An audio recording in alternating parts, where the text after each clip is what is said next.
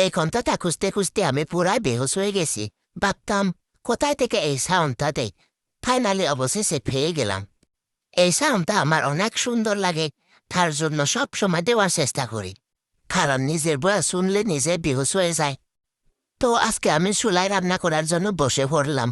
আজকে একদম পাহাড়ি স্টাইলে রান্না করছি, একদম মজাটাই আলাদা। যারা যারা পাহাড়ি স্টাইলে রান্না খেতে চান তারা এই ইউটিউব চ্যানেলটিকে সাবস্ক্রাইব করে রাখেন। রান্না করতে করতে আপনাদের সাথে একটা গল্প শেয়ার করি। আমি না একদিন গোসল করতে যাচ্ছিলাম, হঠাৎ দেখলাম একজন আমাকে ফলো করতেছে। পরে যখন আমি দেখলাম যে আমাকে ফলো করতেছে, হঠাৎ করে গায়েব হয়ে গেছে। আর তখন দেখলাম ওটা ছিল একটা প্রেতাত্মা। আর তখন সময় ছিল ঠিক দুপুর 12টা।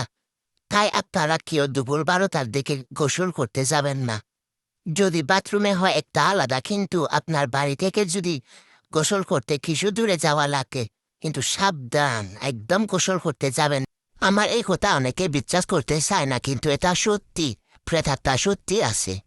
আর ওরা আমাদের সাথে আমাদের এলাকায় বসবাস করে, আমরা টেরই পাই না। যাক, অনেক তো গল্প করা হলো।